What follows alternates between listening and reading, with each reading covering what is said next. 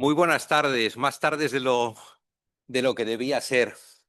Y perdón por esta espera. Si les empiezo a contar las peripecias que me han traído hoy hasta aquí, echaríamos buena parte del tiempo que teníamos programado para la sesión, así que no voy a hacerlo. Solo diré que, bueno, que ha sido con un poco más de retraso del que esperaba y pido disculpas a todos y también a los ponentes por esta demora. Cuando hace unos meses estábamos programando las actividades de la cátedra, pensamos que tendría sentido hacer una sesión sobre las modificaciones estructurales, puesto que la nueva normativa sigue, bueno, creando dudas entre quienes la aplicamos y además hay una cierta variación de los criterios según en qué registro te encuentres y también, bueno, porque su realidad está cambiando, sobre todo ahora que hay muchas más operaciones internacionales. Bueno, eso nos llevó a hacer esta sesión y pensamos que debíamos orientarla desde una doble óptica, desde la óptica de la abogacía, que prepara y diseña la fusión, y desde la óptica de la notaría por la ejecución siempre de estas operaciones en escritura pública. Y eso es lo que nos ha traído hoy aquí con estos dos ponentes que voy a presentar brevísimamente. Solicité, por la amistad que nos une, a mi socio y, sin embargo, buen amigo, Ignacio Erostegui, que nos acompañase. Iñaki es socio de Derecho Mercantil en la oficina de Bilbao de Garrigues. Tiene, bueno, muchísima experiencia en operaciones de esta índole, no solo nacionales. Sin ninguna duda sería, vamos, imposible contar todas las operaciones de reestructuración que ha hecho. No creo que lleve la cuenta, él nos lo dirá. Y bueno, y partiendo de esa experiencia, pues hemos pensado que nos dé el enfoque previo a la realización de la operación. Y por otro lado, contamos con Segismundo Álvarez Royo, que es notario de Madrid. Tiene, bueno, más que notario, yo diría que es un jurista, porque su preocupación es un hombre de derecho. Su preocupación va mucho más allá de la profesión notarial y ha dedicado su atención a temas muy diversos. Preside la Fundación Hay Derecho, lo cual ya da bueno, prueba de esa amplitud de miras y esa visión, digamos, como decía, de hombre de derecho. Y tiene, bueno, pues ha tenido siempre una dedicación especial al derecho mercantil y concretamente a las modificaciones estructurales, que, si no recuerdo mal, ya fue el objeto de su tesis doctoral, con esa cuestión tan sencilla de decir y tan difícil de hacer, que es la sucesión universal, ¿no? Que parece que todo lo soluciona, pero después nada está solventado. Y después de esa atención inicial, pues ha seguido escribiendo mucho sobre modificaciones estructurales y últimamente, desde que tenemos la nueva regulación, pues les ha dedicado también bastante atención, bueno, y algunos de los problemas que suscita. Ya desde antes que se aprobase, ¿no? Porque ya te escuché hablando sobre los trabajos preparatorios. Y sin más, les doy la palabra. En primer lugar, va a empezar Ignacio con esa exposición, digamos, de la planificación desde el punto de vista del abogado, y después Segismundo tratará el procedimiento, la finalidad bueno, y las formas de simplificar. Nada más, muchísimas gracias a los dos por aceptar la invitación. Es francamente un honor teneros y compartir la mesa con vosotros. Gracias, José María. Bueno, dos preguntas. Supongo que se nos escucha bien, sobre todo en el online, y si se ve bien la presentación. Os pregunto a los que estáis por ahí, porque estamos colgando, estamos grabando ya la presentación, pero si tenéis algún problema con la visualización, nos lo decís.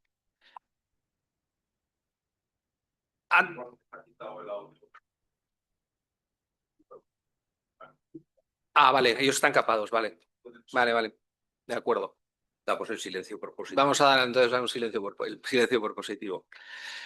Bueno, pues como decía José María, para empezar a centrar la cuestión, yo venía pensando en el coche antes que se lo dije a Segismundo y a José María, que no sé qué me hacía más ilusión, si José María se hubiera acordado de mí para trataros un poco la experiencia en una parte de la ejecución, de la planificación, del diseño de las operaciones, o compartir la mesa con Segismundo. Por ser educado es lo segundo, porque José María es amigo y socio y tampoco vamos a decir que uno le hace ilusión después de dar 30 años, pues que le convoquen este tipo de cuestiones. Pero sí es cierto que tengo la sensación de ser un telonero. Y el otro día se lo decía a un amigo mío que se reía mucho y digo, ¿qué hacen los teloneros? Es músico. Dice, bueno, tampoco sobreactúes, se trata de que la gente más o menos te siga un poco en la cuestión, pero que le dejes paso a Segismundo, ¿no? Bueno, dicho eso, y bromas aparte, sí que es cierto que planificar, o al menos desde mi óptica, como lo he visto, quería, como ha dicho José María, introduciros alguna serie de temas a todos los que sois o ajustando a un determinado tipo de auditorio, que es el que sois, ¿no? Primero, pues hablamos un poco de cuáles eran una fase, digamos que para mí es la más importante, pero no la única importante, porque creo que muchas veces la ejecución de la modificación estructural no nos deja ver o no nos deja ver a muchos de los que estáis en el proceso, y no solamente hablo de la función notarial, hablo de la función del registro, hablo de la función de los trabajadores, los acreedores, no sé, mucha gente que está alrededor del proceso, no deja ver un trabajo ímprobo que, en mi opinión, como asesor de operaciones durante más de 30 años, tiene una importancia que es trascendental, que es estar y sentarse con una compañía, con unos administradores, con unos directivos sobre todo, con unos propietarios que en general desconocen qué tipo de modificación estructural estamos planificando, cuál es la que necesitan, pero que de alguna manera lo que necesitan es un objetivo económico, un objetivo de negocio y poner en nuestras manos que se realice, se ejecute de la mejor forma posible y muchas veces con los menores impactos posibles. Y ahí es donde entran instituciones jurídicas como la sucesión universal, que decía José María que, me voy a salir del guión seguramente, es maravillosa, sí o no. Porque la sucesión universal, pues le pasa que viene con lo bueno y con lo malo, ¿no? Como institución, desde luego, es maravillosa, con los efectos, es una de las cuestiones. Entonces, mm, para compartir con vosotros ese punto de vista del trabajo previo, del desarrollo previo, pues le decía a José María que quizás, y a Segismundo, que quizás me iba a centrar no en el desarrollo del proceso, de la ejecución, de la ley de modificaciones estructurales, del decreto que tenemos, del Real Decreto que sustituyó ya a la ley de modificaciones estructurales, porque ese proceso de sistematización, el de que Segismundo ha participado, o ha opinado al menos, o tantos como él, pues ha evolucionado en un sentido muy positivo, desde luego. Es decir, los que hemos trabajado con la ley de sociedades anónimas, pues ha trabajado, y con el reglamento del 96, del reglamento del registro mercantil, que ahí sigue, ¿no? También, que es probablemente uno de los defectos, ¿no?, de este asunto, pues hemos visto cómo, que solo sea que pues ya en la última norma, y quiero que esto sean reflexiones, no se trata de dar una ponencia estática, para que además anime un poco también el debate, ¿no? Es decir, yo creo que hemos llegado a un nivel de sistematización, probablemente gracias a las directivas comunitarias, que nos ha hecho hasta tener una parte general y una parte especial, cosa que antes no existía, pues, o al menos estaba incompleta, ¿no?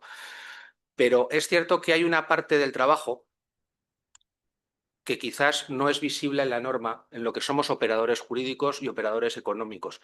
Y a veces los que estamos en el mundo del derecho, quizás perfiles como el mío, como que hay tantos en este país, tanto en Garrigues como en 800.000 firmas, ¿no? Hablo como abogados mercantilistas pegados a compañías y pegados al ejercicio, pues te das cuenta de que al final eh, las soluciones jurídicas por las que verdaderamente te valoran tus clientes, esos directivos y esos propietarios, hablo en operaciones donde estás con compañías que tienen un cuadro directivo importante y con posiciones financieras, económicas, de contratos, con internacionalización, o hablemos de una empresa familiar que tiene una necesidad muy vinculada a la reorganización, está más en una ejecución adecuada y en una planificación adecuada, pero no en el desarrollo por sí mismo del de la modificación estructural, del proyecto de extinción, es algo como muy accesorio, lo digo sabiendo que somos los que nos ganamos la vida verdaderamente haciendo esto. No le quito ningún mérito, nunca lo pensemos, ¿eh? No voy con eso. Pero es verdad que los clientes,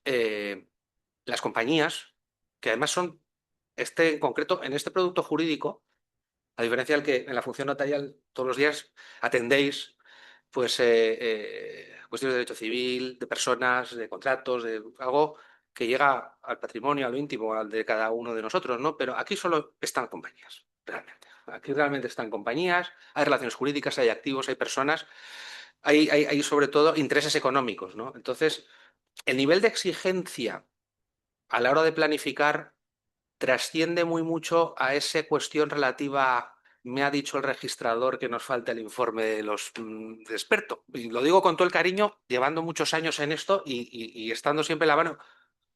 Y además todos sabemos que la función registral, como también la notarial, en estos últimos años, bueno, yo, al menos en mi opinión, quizás por la edad y los nuevos registradores y los nuevos notarios también, pues todo es muy pro operación, realmente. Pero es verdad que yo cuando empecé a trabajar verdaderamente era los obstáculos, digamos, con la poca flexibilidad que había también en los registros era mayor que ahora. Yo creo que ahora mismo hay un entendimiento muy, incluso en los mismos plazos, no sé, yo veo que es sin excepción, además, sin excepción. Pero detrás de eso, o sin excepciones relevantes. Sin excepciones relevantes. Con pocas excepciones. No, realmente no, antes. Bueno, hay algunas excepciones, sí, efectivamente. En la cornisa norte hubo unas excepciones importantes. Pero es cierto que lo que no se ve detrás de eso, y hablo de una sensibilización, son eh, lo que verdaderamente existe en una compañía cuando decide hacer un proceso de modificación estructural. ¿Vale? Entonces, y las necesidades jurídicas que existen para esa compañía cuando va a realizar un proceso de modificación estructural. Porque a veces piensas, y hablo de directivos y hablo también de todos los que estamos alrededor de esto, que cuando se habla, ya por ejemplo el propio nombre que utilizamos, que son las reestructuraciones empresariales, a mí es un nombre que me repele porque me lo dijo uno más veterano que yo. Me tachaba los papeles y ponía reorganización, porque la reestructuración parece que tiene un matiz peyorativo. O bien porque es una situación de necesidad, o una situación de problemática, o una situación de abuso, o una situación de... Y es verdad que yo tenía un socio mayor, que ya no está hace muchos años, que tachaba sistemáticamente los papeles y ponía reorganización, me parecía muy inteligente. Probablemente lo había copiado el inglés o en algunos papeles, porque él trabajaba mucho para el extranjero, ¿no? A veces parece que detrás de esas finalidades, pues, no sé, habrá un tema fiscal, por ejemplo, que yo cada vez, lo digo sinceramente, si esto sirve también para los que no somos fiscalistas, creo que cada vez hay menos tema fiscal. Es decir, que, porque la modificación estructural, luego haré una pequeña reflexión sobre algunas cosas que hemos hecho últimamente, cada vez tienen menos implicaciones esenciales de muchos ámbitos, por ejemplo, en el ámbito fiscal. Buscar ahorros fiscales con una modificación estructural más viejo que la pana. Esto en los años 80, los años 90 quizás se utilizaba, pero realmente no es así. No es así. O buscar un fraude, por ejemplo, que es otra que ahora, por ejemplo, con la intervención de los trabajadores en la posición de los trabajadores en las cuales pues pueden opinar sobre los efectos, pues los trabajadores siempre piensan que hay algo detrás, o la representación sindical, o a veces, bueno, bancos yo creo que ya no, porque el nivel... No, lo que hay detrás de una modificación estructural no hay que perder de vista muchas cosas. Es decir, que estamos hablando de objetivos estratégicos y de negocio. Las compañías se dirigen a nosotros y no nos se dirigen para hacer una modificación estructural. Digo a los operadores, se dirigen para conseguir un objetivo de negocio. Quiero separar mis actividades de, por decir algo. Necesitamos más capacidades porque las tenemos que tener en nuestra misma compañía, porque tenemos que sacar al mercado, la tenemos que financiar, tenemos que... No me quiero extender en todas las finalidades. Hay una necesidad económica y un propósito de negocio, que es de reconfigurar esa sociedad. He puesto ahí unos cuantos y los voy, no quiero detenerme en esto. Es decir, hay que modificar una estructura, hay que estar preparado para una escala, hay que segregar negocios para que sean invertibles por terceras personas y nos llevan a hacer una modificación estructural. Mm, hay que separar socios también, pero eso no significa una extinción parcial. Yo verdaderamente me pongo un poco nervioso cuando llego a una mesa. Creo que Segismundo, antes hablando ya en una sola cosa, claro, es un hombre que es el artista principal. Ya lo apuntaba. Yo, cuando me siento en una mesa con una compañía, a la hora de trabajar, como operador jurídico, y se nos plantea un objetivo de negocio de reestructuración, o uno de nuestros compañeros hace algo más modesto y quiere replanificar esas sociedades porque no son ineficientes por circunstancias fiscales, pero no buscando un ahorro fiscal, sino optimizar. Lo último que pienso es una modificación estructural. Lo digo siempre desde ese punto de vista, es decir, no, tenemos que separar, vamos a proponernos hacer una escisión. Eso no es la forma de trabajar en las modificaciones estructurales. Esto me entusiasma decirlo porque también creo que, a ver si por lo menos esto cala en nuestro día a día como operadores jurídicos sofisticados, ¿no? No. Lo que quieren los clientes son cosas, lo que quieren las compañías son objetivos que se cumplan de manera sencilla y de manera simple, siempre y cuando eso tenga los menores efectos posibles o no tenga consecuencias perjudiciales en un montón de ámbitos que ahora repasaremos. ¿De acuerdo? Es decir, la operación adecuada para tener una ampliación de tu negocio, un incremento de tu negocio, no es una fusión. Yo siempre lo digo, no. Es comprar algo, hacer un negocio jurídico singular y negociar una compraventa de una empresa, de un activo, asignar los pasivos y pactar entre las partes un régimen de responsabilidad de todo lo que haya que hacer. No es por ese hacer un proyecto de fusión o separar unos negocios, no es proyecto de hacer un proyecto de extinción parcial o de extinción total cuando te vas a encontrar con una sucesión universal que es muy buena para reorganizarlos y probablemente sea la operación tipo en muchas ocasiones, pero que también viene acompañada de sucesión, ¿no? Entonces, los objetivos son los que tenemos que tener claros y sobre todo pensando que la modificación estructural también es algo accesorio, que a veces los abogados, sobre todo los que estamos en los despachos mercantilistas, pues notarios, registradores, sobre todo, claro, también por su propia actividad, lógicamente, ¿no? Pues creemos que la modificación estructural verdaderamente es un fin en sí mismo y es una de las cosas, yo diría, que dentro del mundo del derecho más sencillas. En cuanto a su ejecución y en cuanto a su confección, verdaderamente me parece más complicado desarrollar una labor inmobiliaria o desarrollar, pues, hay un montón de facetas de la función notarial, ¿no? Pero realmente la modificación estructural como tal, en cuanto a su ejecución, y aquí voy a decir algo disruptivo, se lo digo a los jóvenes, es la operación más comoditizada que yo recuerdo desde que empecé a trabajar y llevo ya 30 años en esto.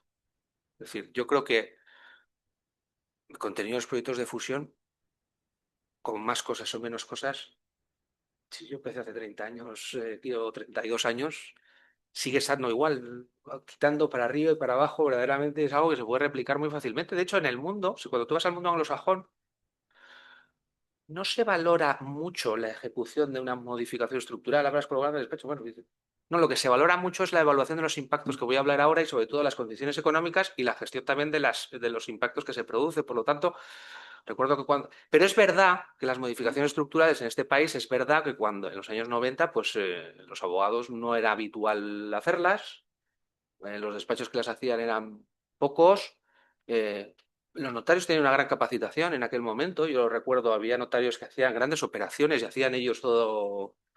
Bueno, me estoy recordando, por ejemplo, algún notario de Bilbao, ilustre, algunos notarios de Bilbao, que prácticamente hacían los proyectos de fusión de los bancos. O sea, estoy hablando de eh, Glory Days, ¿no? Es verdad, pero es verdad que los hacían, ¿no? Entonces,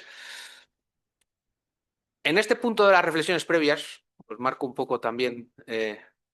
Yo creo que dentro de estas reflexiones previas hay que distinguir también lo que es la ejecución de las grandes operaciones de lo que son las operaciones que habitualmente tratamos. Es decir, no estamos hablando de la OPA del BBV sobre el Sabadell, por ir a un ejemplo que tampoco es una fusión. De hecho, si os fijáis, había una deducción si luego se fusionaba o no se fusionaba. Eso es una OPA, es una compra, sin más, no tiene más historia. Es verdad que las grandes operaciones, como tienen mucho precio y tienen mucho volumen, permiten un análisis más sucinto en lo jurídico y más profundo en lo económico. Porque, claro, el valor económico de la transacción hace que no haya que plantearse al detalle de. En cambio, cuando estamos realmente las empresas pequeñas y medianas, que las medianas llegan ya en este país a los 500 millones o a los 1.000 millones, no sé, o sea, es decir, el mundo natural, ¿no?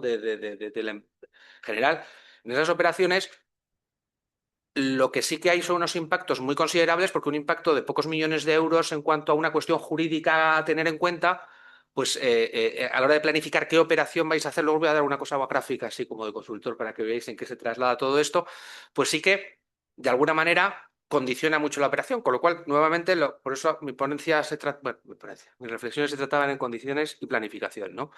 Hay que distinguir las grandes operaciones de las operaciones, pero en su ejecución son prácticamente lo mismo en cuanto a los conceptos, ¿no? Pero el trabajo que tienes que hacer y el que te piden los clientes, yo creo que tiene varias características que os pongo, que recogí aquí en mis reflexiones. Primero, los clientes, los directivos, las grandes compañías siempre, y es normal, exigen simplificación a sus colaboradores en la ejecución. Pero bueno, me refiero a la asesoría jurídica interna, al financiero, a Garrigues, al auditor, al banco de inversión, a quien se exigen simplificación, cosas sencillas, que se entiendan y que se... Pero es que además el mundo de la empresa exige también simplificación para que tenga un reconocimiento adecuado tanto en España como en el extranjero. Las cosas tienen que ser sencillas en la medida de lo posible. ¿Qué es lo que nos piden también cuando hacemos este? Que analicemos, y ahora seguiré desarrollando esta idea, los impactos legales. Es decir, que veamos, y ahora vamos descendiendo. En este trabajo nos piden que hagamos un impacto legal antes de decidir qué tipología de operación, cómo la vamos a hacer, con qué calendario, impactos. Que nos coordinemos con los impactos financieros. Siempre. Tenemos que tener, y luego lo diré, grupos de trabajo. Con los impactos externos. Es verdad. A la empresa no le gusta salir en los anuncios de las modificaciones estructurales. A mis empresarios no les gusta salir. Y a mí como secretario del consejo tampoco me hace ilusión. No sé, igual me pasó los 2 primeros años que al final firmabas. Luego me di cuenta que a ver si podía no poner mi nombre. Igual es que porque soy de Bilbao y también nos gusta no salir mucho, por circunstancias trágicas también. Pero es verdad que no nos gusta salir. A mí no me gusta que la compañía que estamos representando aparezca con un anuncio de extinción parcial, si puedo evitarlo. Les parecerá una tontería, pero no lo es tanto, no lo es tanto, ¿no? Porque todo se entiende mal. Y más en el mundo actual. Todo se entiende mal, se están extendiendo, les irá mal, se están fusionando, ¿por qué lo harán? No sé. Y lo que nos piden, y aquí tengo que decir que todas estas reflexiones vienen porque son las compañías las que te han enseñado, nos piden que los riesgos se sepan antes de la ejecución. Es decir, si vas a hacer una extinción parcial, vas a hacer una cesión global de activos y pasivos, luego les diré, los administradores y los directivos no saben lo que firman. Realmente.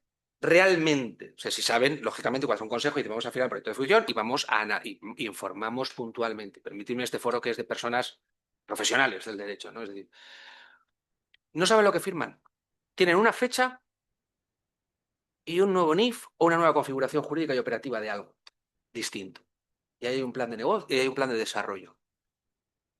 Si les preguntas un mes después si han firmado una extinción total o parcial, no lo sabe probablemente. Bueno, que tiene una formación jurídica en el Consejo, evidentemente lo ha recordado mejor, pero vamos, como sea uno de un banco de inversión, no se acuerda porque está pensando en otra cosa, ¿no? Entonces, los riesgos incluyen no tener riesgos con la operativa ordinaria y con todo lo que pueda ocurrir, ¿no?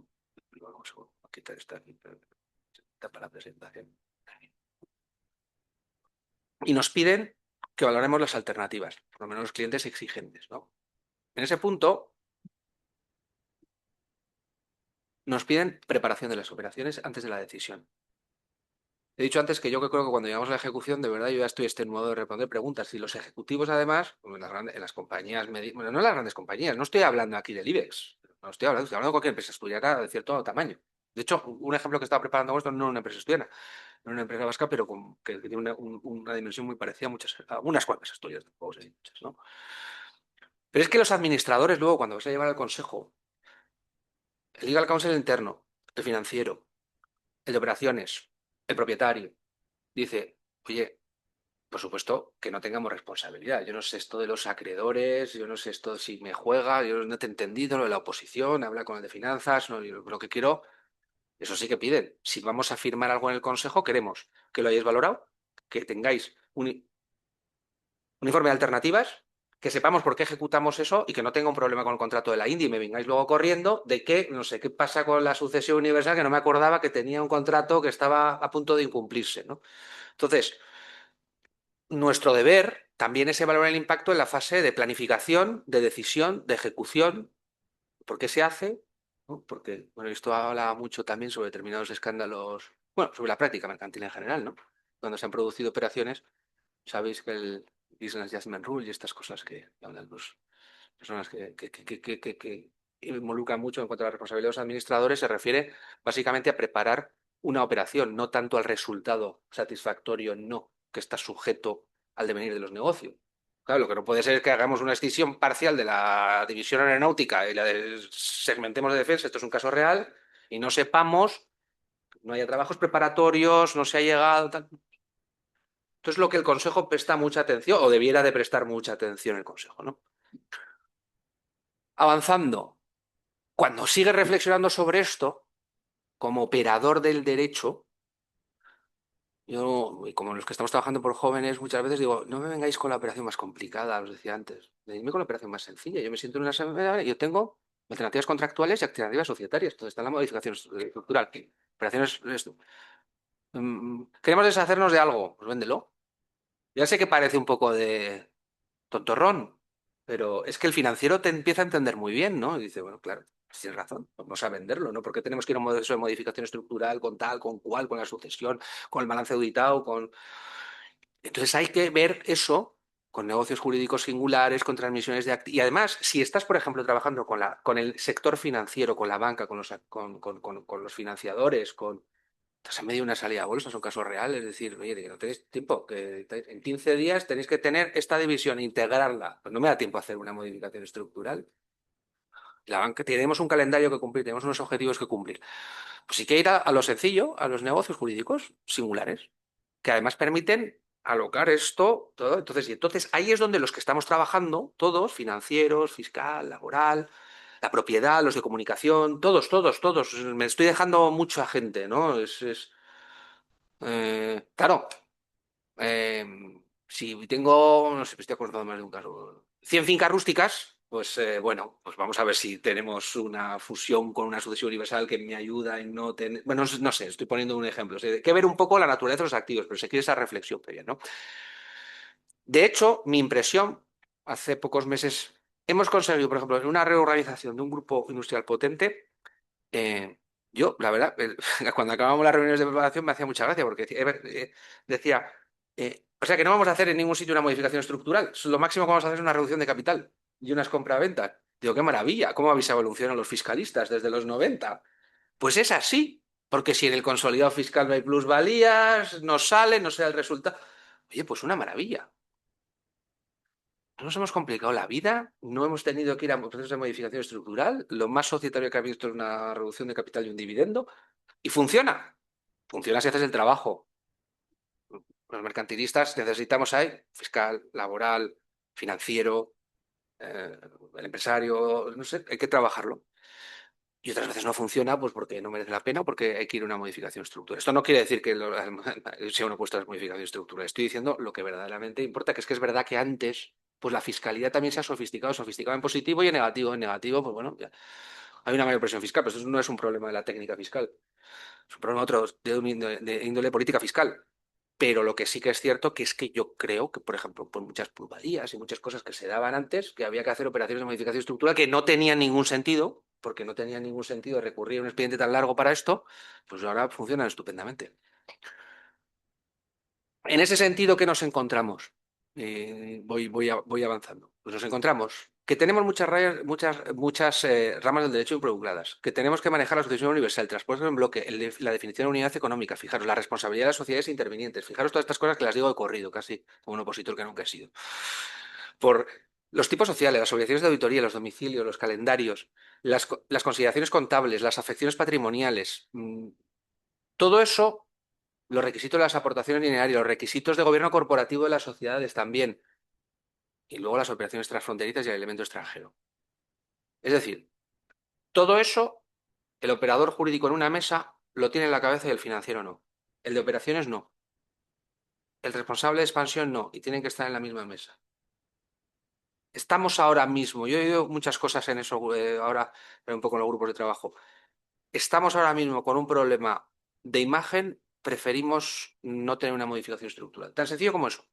No queremos tener un anuncio. Queremos controlar la información. Queremos que la noticia que vaya a la expansión la demos nosotros. No queremos que haya un proyecto de fusión o de extinción, por ejemplo. Pues Eso condiciona la reflexión.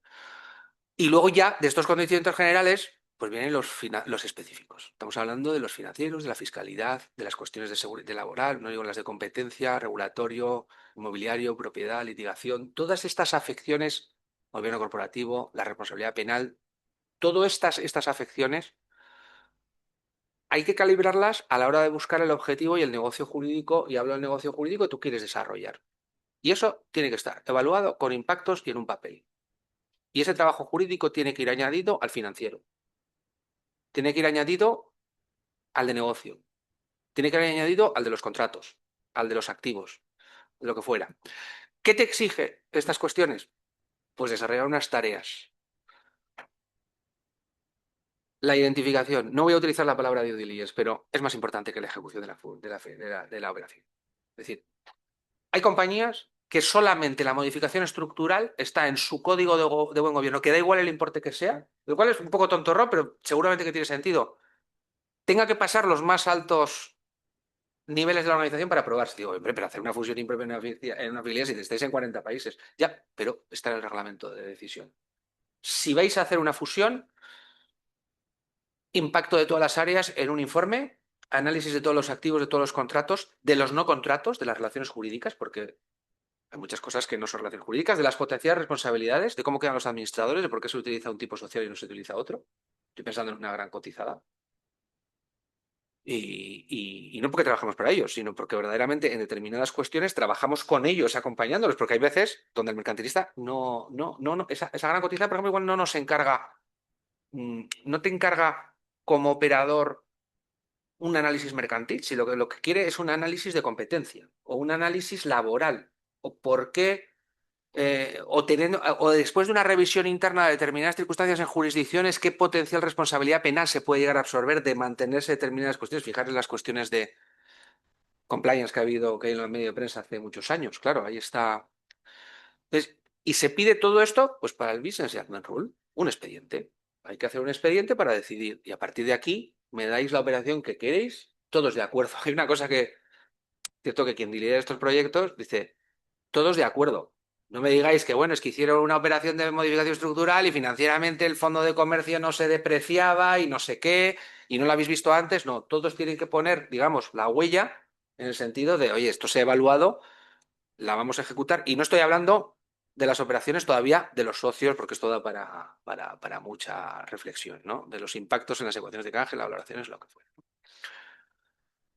Dicho esto, ahí he ido eliminando cosas de mis reflexiones. Nos obliga a trabajar los marcos contables, las valoraciones internas, cómo se contabilizan estos. Nos piden todo eso. Nos piden también todos los impactos de fiscalidad para evaluar las alternativas.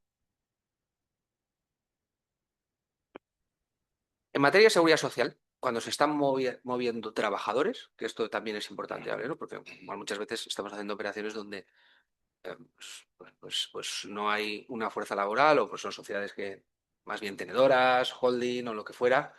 Pero en materia de seguridad social, recursos humanos manda casi más que nosotros en la operación, en la planificación de una operación, pero recursos humanos de cualquier empresa. Se sienta ahí el director de recursos humanos y dice, bueno, a ver, ¿qué estáis haciendo en la propiedad? Que vais a crear dos sociedades, una inmobiliaria, nosotros en un caso paradigmático, ¿no? Una inmobiliaria y una que tenga un negocio operativo, pues no sé qué circunstancia de aislamiento de riesgo, de optimización de estructura. Bueno, pues vamos a hablar de los temas de personal. Así, vamos a hablar como se ha hablado siempre, los temas de personal. Y empiezan. ¿Vais a tomar medidas laborales o no? No. Pues no sé cuál es la diferencia. Bueno, claro que no son las medidas laborales las modificaciones estructurales. Hablamos del artículo 44 del Código de Comercio, que tiene 10, perdón, del Código de Comercio, Estatuto de los Trabajadores, que tiene 10 sobre centros de empresa, convenio colectivo de aplicación. Tal.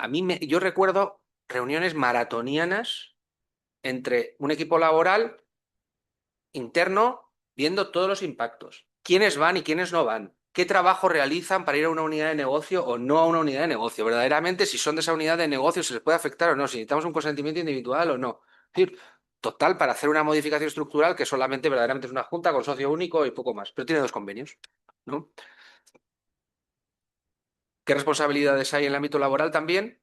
Pues en materia de sucesión de empresa, pues bueno, esto puede contaminar o no puede contaminar algo que podría no estar Los derechos de información y consulta, no los de la Ley de Modificaciones Estructurales, sino también lo que establece el Estatuto de los Trabajadores, que habla de pues, si vas a tomar las medidas laborales, ¿no? Los convenios colectivos, cómo se mantienen, hasta dónde se mantienen. Yo soy profano en esto, pero es agotador todas estas reflexiones, las condiciones de trabajo, los compromisos de profesión, los incentivos de los directivos que están también ahí, cómo les afecta. Es que, claro, todo esto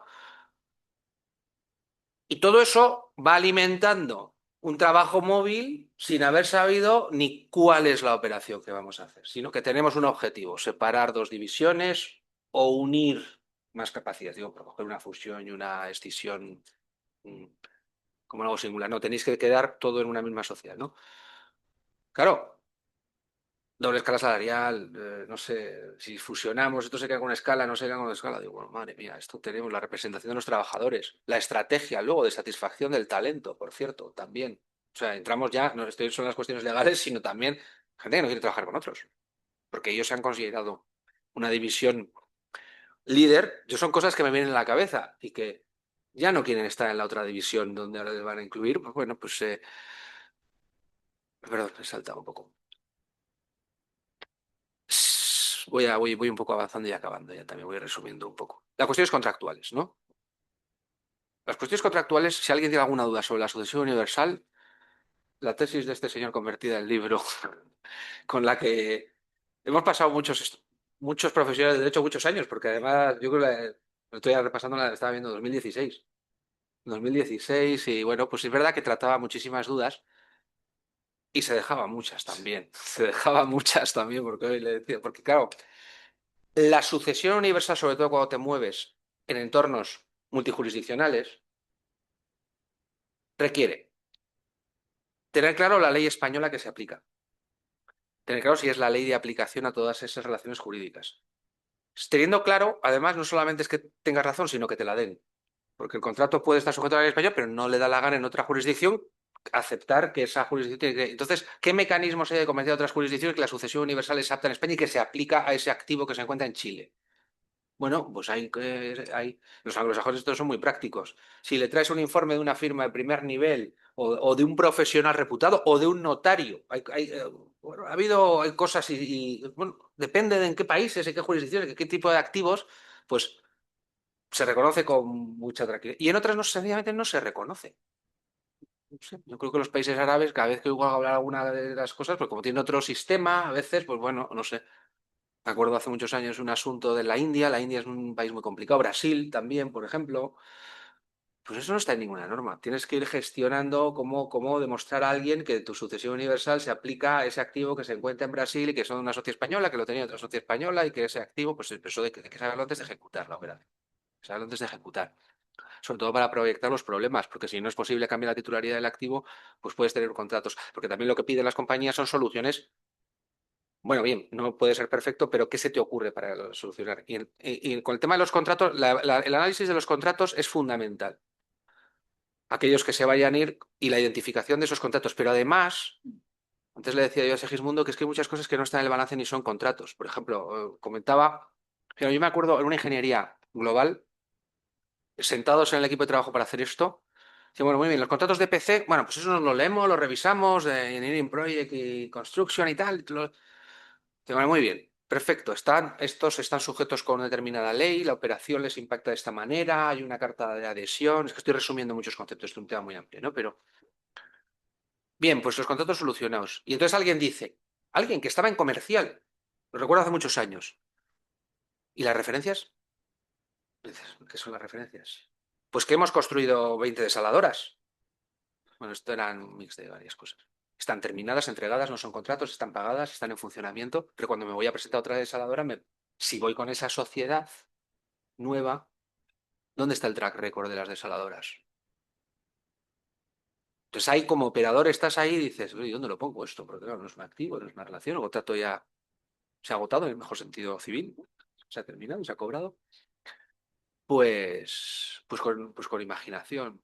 No somos consultores, ni emprendedores, pero hay que tener cabeza y las notarías muchas veces, y luego los notarios decir, pues se nos ocurría, y se nos ha ocurrido muchas veces añadir cosas en los proyectos de fusión, de escisión, informe de los administradores, todo lo que dice el informe de los administradores con sus contenidos, y muchas veces digo, bueno, venga, ya lo sabéis los más jóvenes.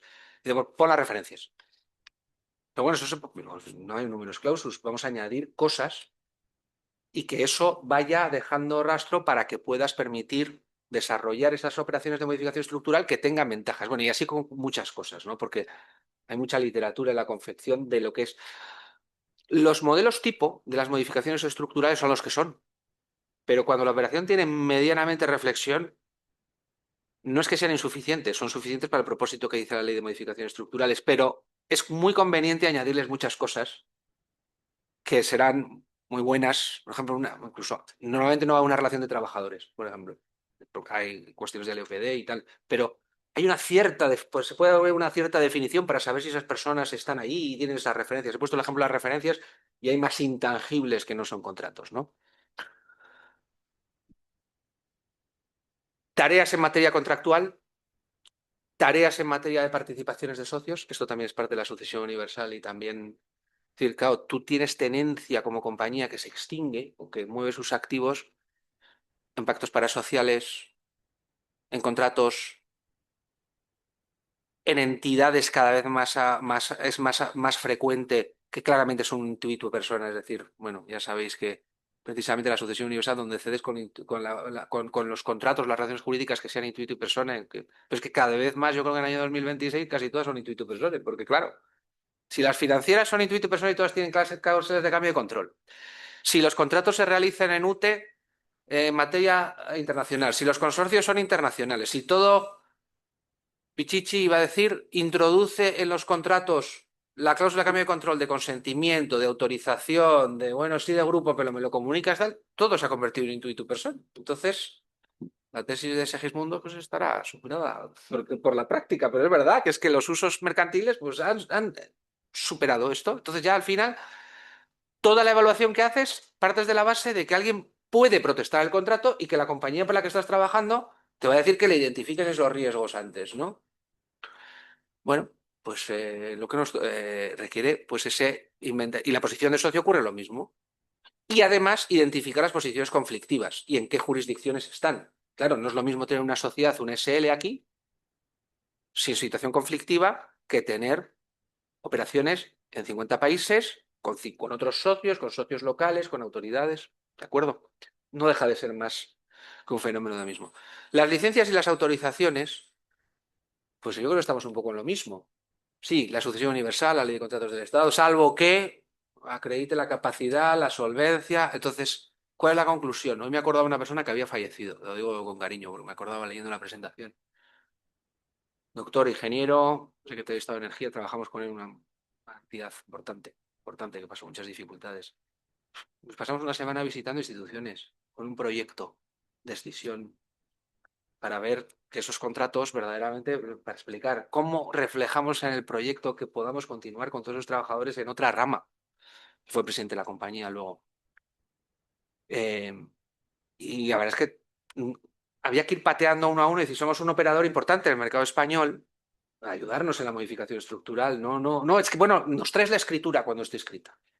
No podemos, necesitamos tener la ciencia cierta de que nadie, tu gente en determinados ministerios vaya a parar esto, ¿no? Pues eso, lo que nos ayudaba, los documentos, la definición, el tratamiento de la, y solventar. Y también, por ejemplo, había en ese tipo de cuestiones muchas veces hay subvenciones, incentivos, ICO, financiaciones, y más. Hay muchas cosas que hay que contar y que hay que evaluar. Que tenemos que evaluar los operadores jurídicos y sí que los financieros nos ayudan, porque los financieros no entienden estas, no, no las entienden, no entienden porque si la sociedad es la misma no puede seguir con los mismos contratos de carreteras o con los mismos con las mismas, en este caso era una cuestión de transportes, ¿no? ¿Por qué no puede seguir con los mismos contratos? Bueno, porque es muy largo de explicar. Tienes que fiar de lo que nosotros te estamos diciendo. Responsabilidad medioambiental, también con los suelos y con este tipo de cosas te encuentras, por ejemplo, en un ámbito industrial como es el asturiano, pues bueno, es que a veces a mí me ha, imaginando el problema en una integración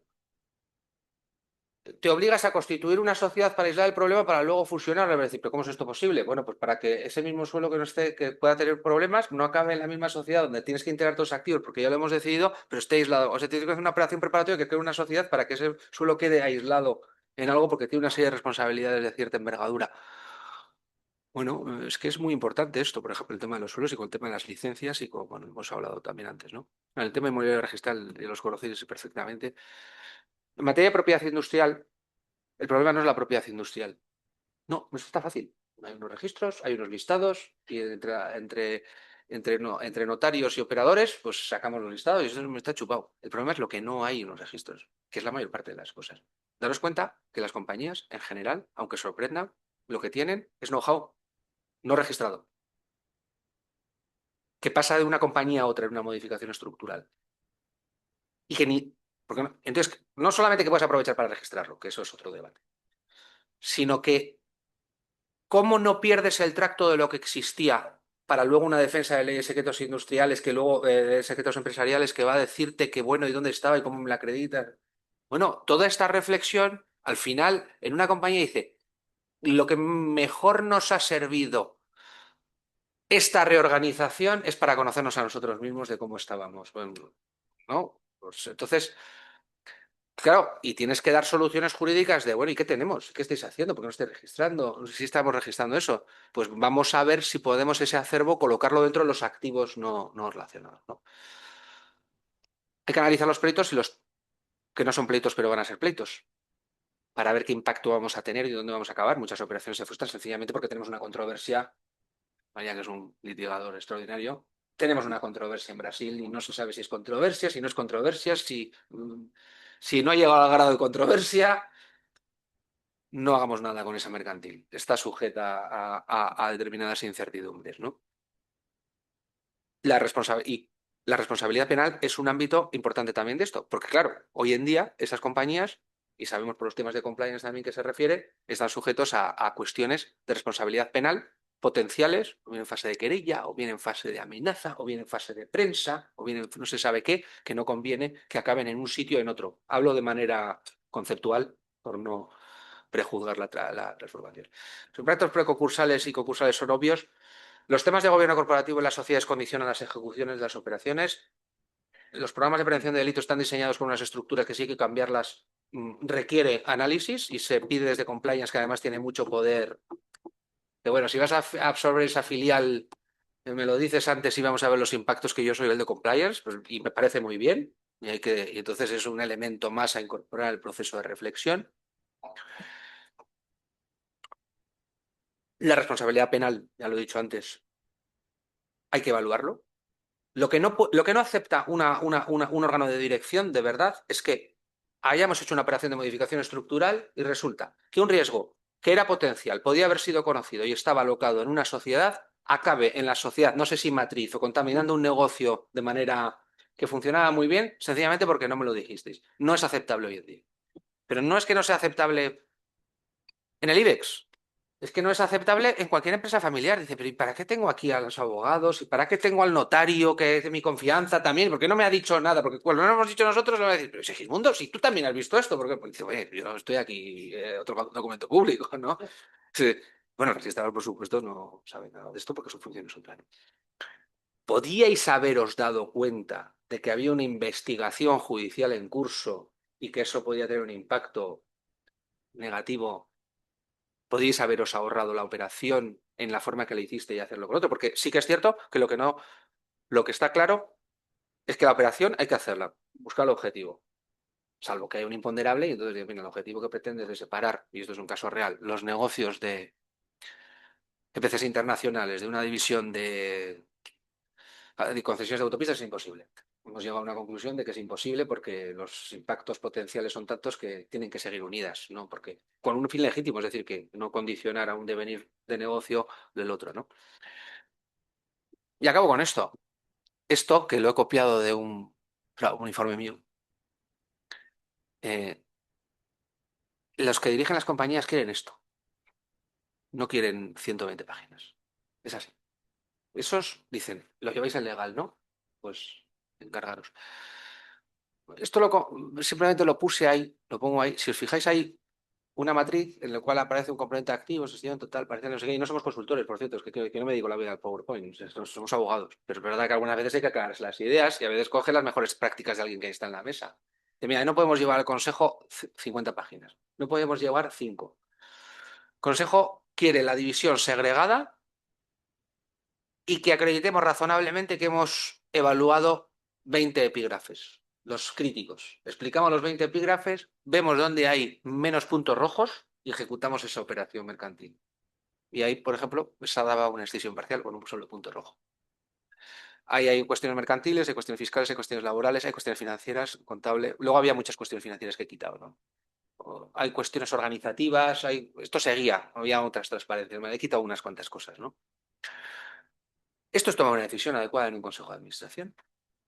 Cuando tú durante 2 horas has explicado toda esta matriz de decisión, entonces dicen, se firme. Que se firme la operación de decisión. No lo no, ya no lo van a leer. ¿Verdad? Es que alguien no van a leer un proceso de decisión para. Pues el que tenga más formación jurídica, el que es más financiero, pues algo, depende, pero lo que saben es que han decidido una decisión parcial y que se les ha informado de todas las circunstancias en cuanto a la ejecución. Lo pongo porque me parece muy visual. Me parece muy visual. A veces de trabajar con ingenieros siempre te hace mejor a los abogados. A ellos dicen que no les hace mejor, pero luego están hablando todo el rato de temas legales, ¿no? Y les gusta además, y ahora la inteligencia artificial nos ha matado, realmente, porque claro, ya vienen a hablar de gobierno corporativo y no sé qué, pues si no eres ingeniero. Pero es verdad que la decisión se toma en base a esta matriz, y la matriz tiene un informe de recursos humanos, tiene un informe comercial, tiene un informe, tiene un informe internacional, tiene un informe detrás que se leerá cada uno su parte. Por ejemplo, en esta en concreto, la parte de recursos humanos era muy sustancial, era una cosa muy importante para saber quién estaba en qué división y qué. ¿Vale? Bueno, no me entretengo más, disculpadme si me he alargado un poco, pero mm, te paso la palabra, Segismundo.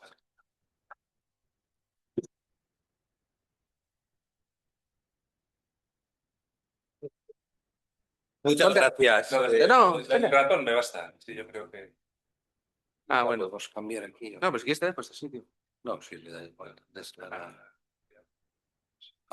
la cerramos, ¿no? Cierra tú. Ya lo hacen. No, todas las pestañas no. Espera, cancela y cierra la pestaña esta. No, dejar de compartir. Eso es. Ahora compartir.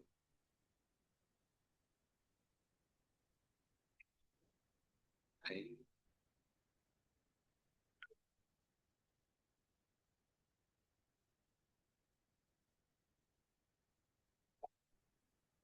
Bueno, pues lo primero, muchísimas gracias por la invitación, a María y a... Perdón, gracias. Muchísimas gracias a José María y al Colegio Notarial, a José Luis y bueno, a todo el mundo por la presentación y la representación que me ha hecho Iñaki. Realmente, vamos, es justo lo contrario, ¿no? De lo que ha hablado él es lo más importante y lo mío es adjetivo realmente, ¿no? Pero... Y tiene toda la razón. Es decir, yo realmente mi conclusión después de hacer la tesis sobre la sucesión universal en las modificaciones estructurales, que era una cosa pues, que efectivamente había muy poco publicado, mi conclusión final era que antes de hacer una modificación estructural hay que estudiar todos los activos, contratos, etcétera, y muchas cosas que no se me ocurrieron efectivamente, porque es fundamental para saber cómo, para elegir la operación y para saber cómo hacerla y, por supuesto, para saber los riesgos, ¿no? O sea, que yo creo que eso sí, yo siempre insisto, es decir, las modificaciones estructurales, que es verdad que yo he dedicado mucho tiempo y bastantes páginas a esto, pero realmente es una de las muchas opciones, ¿no? Y entonces yo, como también, bueno, su paciencia tiene un límite, no voy a... Hablaré de algún tema concreto de la nueva ley, pero yo creo que lo importante es tener pues sacar alguna idea. La más importante, la que ha explicado. O sea, que lo importante es que esto no es que vamos a hacer una modificación estructural, sino vamos a hacer una operación y qué es lo que encaja mejor y que hay que valorar muchísimas cosas, ¿no? Y después, en relación ya más concretamente con las modificaciones estructurales, a mí sí me gustaría dar alguna idea general, ¿no? Porque parece que las generalidades no sirven y sucede justo lo contrario, ¿no? Kurt Lewin, que era un científico, decía que no hay nada más práctico que una buena teoría. Y es verdad, porque yo puedo ver muchos temas prácticos y muchas cosas, pero al final lo que se nos va a plantear en la práctica, pues no va a ser siempre lo mismo, es decir, siempre habrá novedades y la única manera de resolverlo es teniendo una buena teoría, ¿no? Entonces hay que tener un poco las ideas generales claras, ¿no? Y una idea fundamental, que ya la ha dicho también, pero con la que yo empiezo muchas veces a hablar de modificaciones estructurales, es decir, que hay muchas formas, y dentro del ámbito mercantil también hay muchas formas de hacer las cosas para obtener el mismo resultado. Es decir, esto se ha descuadrado un poco, pero a la izquierda sería una absorción de una sociedad íntegramente participada al 100%, ¿no? A absorbe a B y todo el patrimonio de B se queda en A. Pero si yo hago una disolución y liquidación de la sociedad diciendo con un pacto, porque soy el único socio, de que todos los activos y pasivos pasen a la sociedad, es decir, se atribuyan en la liquidación a la sociedad, cosa que se puede hacer con acuerdo unánime, pues el resultado es exactamente el mismo, ¿no? Lo que es diferente es cómo se llega y por eso es tan importante hacer ese examen del que ha hablado Ignacio. Por ejemplo, en una venta o en una liquidación resulta que necesitaríamos unanimidad de los socios, cosa que si arriba tenemos control, pues no es ningún problema y si no, pues es un problema muy grande conseguir la unanimidad en una sociedad con muchos socios, ¿no?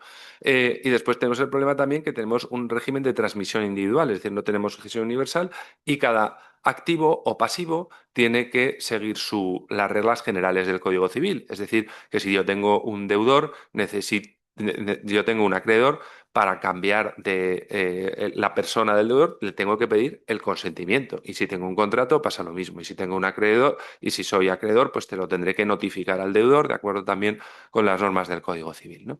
Y después, pues también tendré que ver el aspecto fiscal, obviamente. Pero muchas veces, pues el procedimiento pues es muy sencillo, porque simplemente, pues efectivamente, vender un activo o hacer una disolución que no tengo que hacer ninguna publicación, etcétera. Si hago una modificación estructural, pues ¿qué tengo? Pues una serie de ventajas eh, que afectan algunas al aspecto corporativo, como es que puedo hacerlo por mayoría y no por unanimidad, afectan al aspecto patrimonial, es decir, que lo hago a través de una sucesión universal y no tengo que requerir todos esos consentimientos, y después tengo también la neutralidad fiscal. Pero también tengo que tener en cuenta pues este procedimiento, porque obviamente pues yo si soy una sociedad grande con muchos socios o no tengo una cotizada y quiero hacer una fusión y resulta que tengo que hacer una junta general, pues entonces tenemos un problema grave. Que para evitarlos tenemos el tema de las simplificaciones al que también me referiré, ¿no? O sea, básicamente el papel el de las modificaciones estructurales es un papel habilitante, es decir, persigue unas determinadas simplificaciones en cosas que se pueden hacer de muchas otras maneras, a través simplemente del derecho civil o a través del derecho societario por otras operaciones. Yo lo primero que escribí sobre la ley de 2009 era sobre la posibilidad de hacer aportaciones de rama de actividad a una sociedad filial o a una sociedad nueva.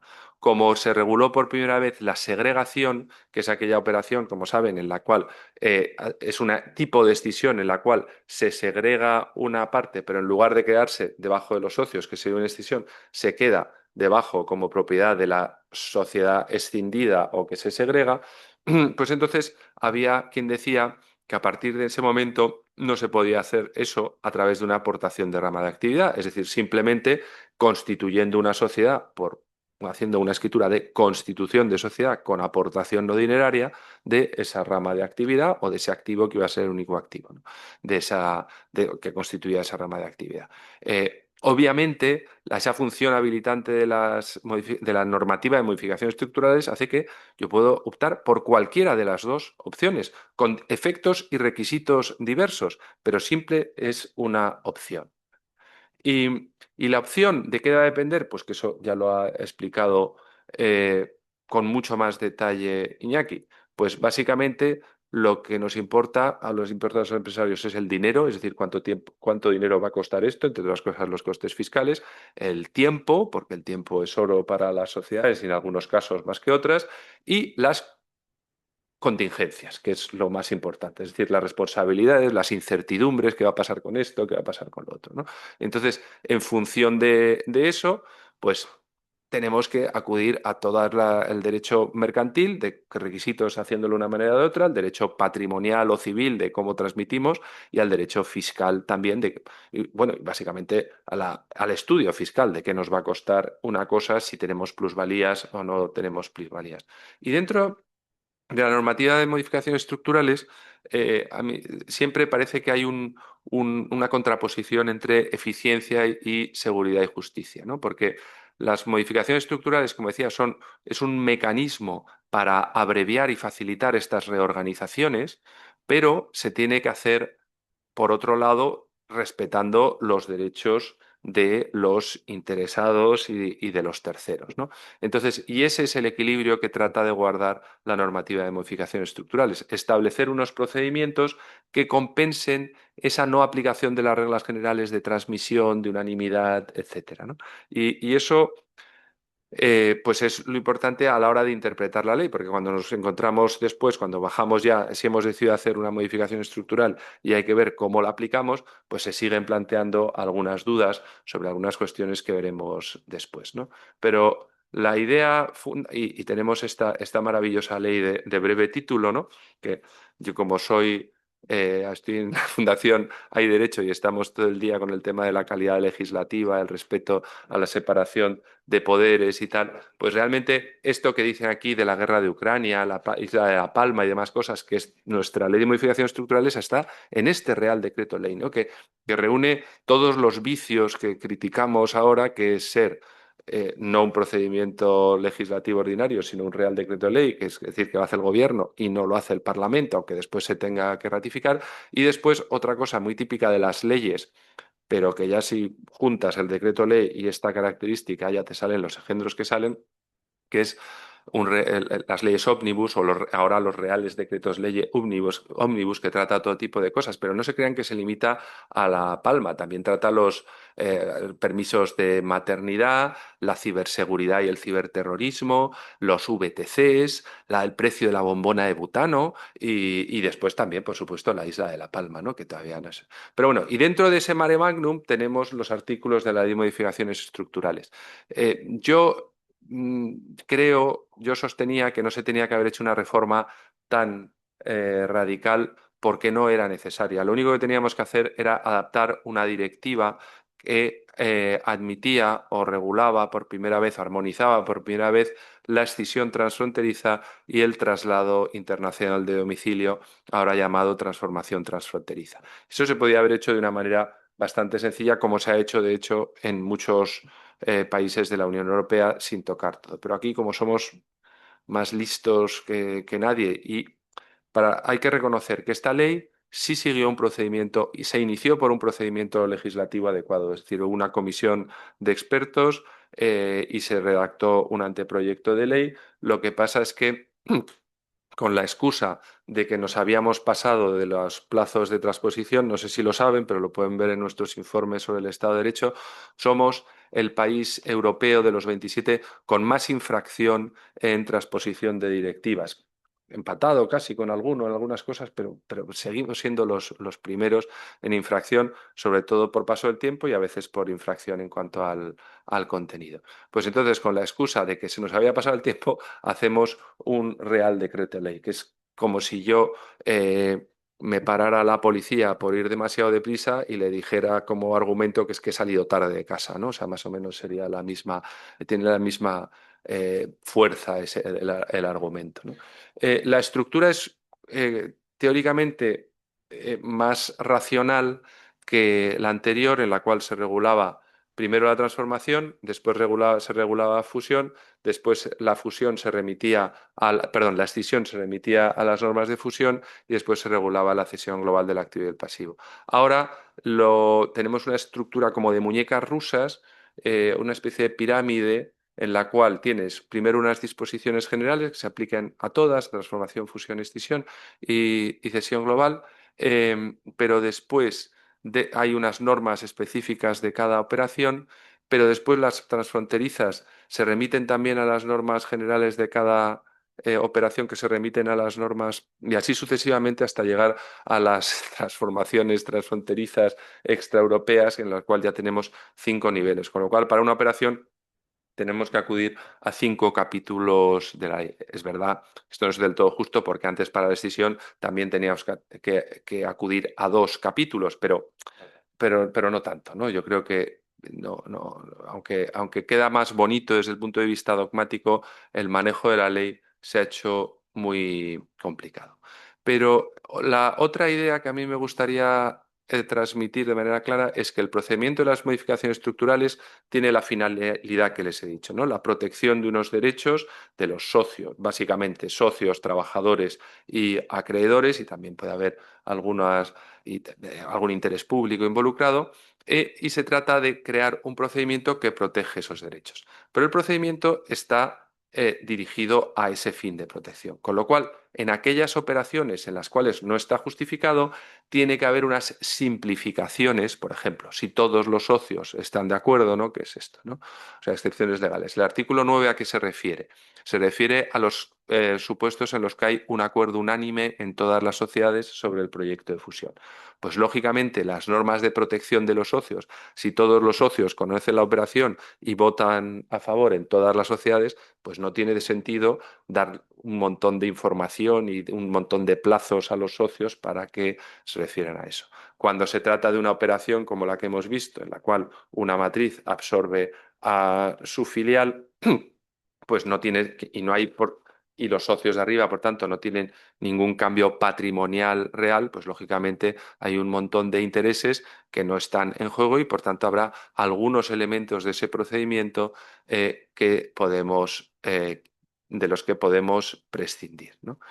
Entonces, ¿esto qué significa? Que nosotros, pues, bueno, básicamente todo está en el título preliminar del Código Civil, es decir, que aquí no inventamos nada, y en particular en el artículo 3, es decir, que las leyes se tienen que interpretar atendiendo principalmente a su espíritu y finalidad. Con lo cual, aunque el artículo 5 no nos diga que cuando no hay trabajadores no hace falta informe de trabajadores, pues evidentemente así es, ¿no? Y pasa también lo contrario. En algunos artículos nos dicen el informe, el 103 que está en modificaciones estructurales, habla de que un informe no será necesario, o sea, que el informe de expertos no será necesario, o sea, se exigirá siempre el informe de expertos, salvo que haya acuerdo unánime. Obviamente eso, aunque parece que en las modificaciones estructurales no se va a exigir informe de expertos si hay acuerdo unánime, se está refiriendo al informe de expertos sobre el tipo de canje, que es aquello que afecta a los socios, pero no sobre la suficiencia del patrimonio, que es algo que afecta a los acreedores, ¿no? O sea que siempre, a veces está bien en la ley, la mayoría de las veces se van estableciendo las excepciones, pero siempre tenemos que tener en cuenta cuáles son los objetivos de cada uno de esos elementos del procedimiento para saber si se aplican o no. ¿Y esto por qué es importante? Porque este esquema, este procedimiento que, como les decía yo, es bastante exigente, ¿no? Porque y a través de, un poco aquí ven el esquema, ¿no? La idea es dar mucha información a todos los interesados, creando un proyecto donde se describe la operación, una serie de informes, primero de los administradores donde la justifican y explican algunos detalles que no vienen en el proyecto, como los efectos de los trabajadores frente a los trabajadores, otros para los socios, unos expertos que controlan algunas cosas, que pues, en particular el tipo de canje y esa suficiencia patrimonial, y un balance, ¿no? Todo esto es un montón de documentos que hay que hacer en principio para iniciar el procedimiento. Y después todo esto hay que publicarlo y esperar un mes y publicarlo también o en la web o y en el BORME. Convocar la Junta, dar un derecho de observaciones a estos socios y acreedores. A mi juicio, a socios, acreedores y representantes de los trabajadores, cosa que se ha introducido, es una cosa que venía para las operaciones transfronterizas y que de manera, a mi juicio, totalmente excesiva se ha extendido a todas las modificaciones estructurales internas. Pero, ¿qué pasa? Que todo, y después la aprobación en la Junta, las publicaciones, la escritura y la inscripción. Pero hay un montón de cosas de las cuales en realidad podemos prescindir según el tipo de operación. Porque como ha dicho también Iñaki, aunque no lo ha explicado mucho, nosotros pensamos, cuando nos enfrentamos a una fusión y una escisión, que una fusión es eso, que se juntan dos empresas o que se unen dos empresas, y una escisión es que se separan unas empresas y son empresas distintas. No, el 95% de las fusiones y adquisiciones son perdón, de las fusiones, escisiones, son reorganizaciones empresariales. Realmente la adquisición o se han juntado las empresas, como decía antes, cuando se ha comprado la empresa, después la fusionas o no la fusionas según las necesidades operativas, operativas que tienes, ¿no? Pero, o sea, que en realidad casi todo lo que hacemos son reorganizaciones. Entonces es muy importante, pues eso, evaluar los costes y tener en cuenta cuáles son las simplificaciones que podemos obtener en cada caso. Eh, Después yo creo que también, como hablamos de finalidad, para interpretar los cambios que se han introducido respecto de la ley anterior, que son los que más problemas nos están planteando, hay que tener en cuenta cuál era el objetivo de la reforma. O sea, el objetivo de la reforma era transponer una directiva europea que ampliaba las posibilidades de modificación estructural. O sea que en la duda hay que plantear que esto es una legislación para favorecer las modificaciones estructurales y no para restringirlas. Y tengo que decir, en relación con lo que ha dicho antes Iñaki también, que la respuesta de los registros, que teníamos bastante miedo inicialmente, sobre todo por el control del abuso que se introduce, ha sido muy razonable y, ya digo, con algunas deshonrosas excepciones y en general entendiendo la idea de esta ley, ¿no? Y en particular, porque además esto venía en el preámbulo del anteproyecto de ley, que después no terminó pasando a la ley, por desgracia, pero la idea fundamental era manteniendo la mayor simplicidad de las operaciones internas y evitando que el régimen de las modificaciones estructurales resulte más exigente que el de las transfronterizas, pudiendo no obstante serlo menos. Esto también es una idea que tenemos que tener en cuenta cuando vemos esas diferencias que se han producido y cómo las interpretamos, ¿no? Esto, bueno, paso. Eh, entonces, bueno, por poner algún caso de uso de cómo interpretar estas novedades, ¿no? Que son las cuestiones que han planteado problemas, por ejemplo, se introdujo también de una manera absurda y no estaba en el anteproyecto de ley y apareció de repente porque pasó por ahí el Ministerio de Hacienda y dijo que claro, que ahora no había derecho de oposición y que iba a ser del crédito público. Pues el crédito público tiene el superprivilegio, con lo cual el riesgo típico de la fusión, que es que se juntan dos patrimonios que pueden tener distinta solvencia, a los únicos que no les afecta es a los acreedores superprivilegiados, como es el crédito público. O sea, una cosa demencial. Pero tan demencial que se introduce para, teóricamente, como compensación a que no había derecho de oposición, y lo meten también en la transformación, en la cual nunca ha habido derecho de oposición, ni, o sea, ridículo. Pero bueno, entonces se planteaba cuál era las necesidades, ¿no? Se decía la acreditación de contratos al corriente de las obligaciones tributarias y con la seguridad social mediante la aportación de certificados válidos y emitidos por el órgano competente. Primero, que no se sabía cuál eran esos certificados y ha habido que acudir a pues, la normativa general y a otras. Bueno, de la seguridad social solo hay un certificado. Relación con los tributarios, el único certificado regulado verdaderamente son los Real Decreto, que son los certificados de 2007, certificados de la AEAT. Y se planteaba también si era necesario. Espera, voy a quitar esto lo puedo mover, ¿no? Sí, incluso yo creo que igual dando más lo puedes quitar dentro. A ver, pero aquí lo muevo. Bueno, de momento moviéndolo.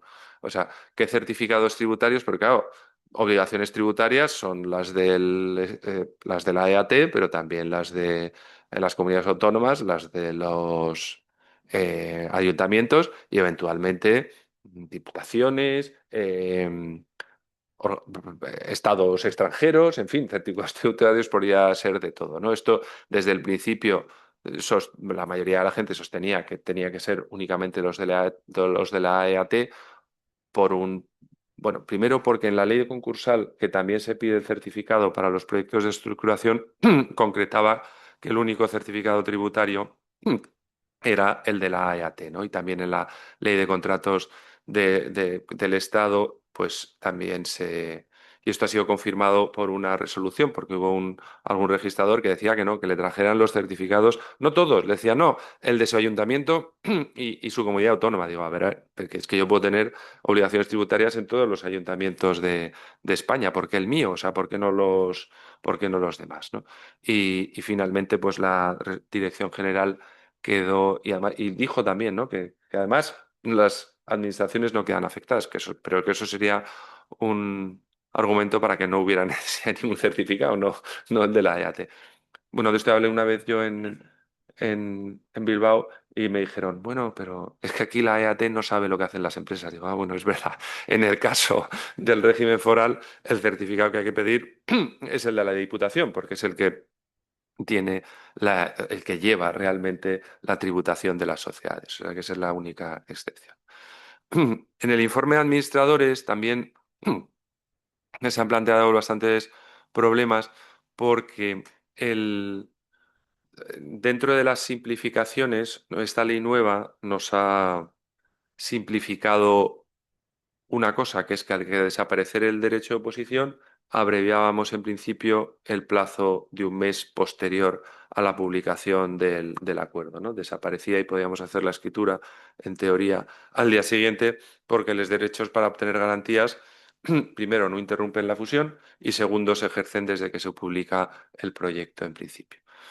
Cuando tenemos acuerdo unánime, no es necesario la publicación del proyecto y el derecho de garantías se ejerce desde el momento desde el momento de la publicación del acuerdo, pero tampoco interrumpe, ¿no?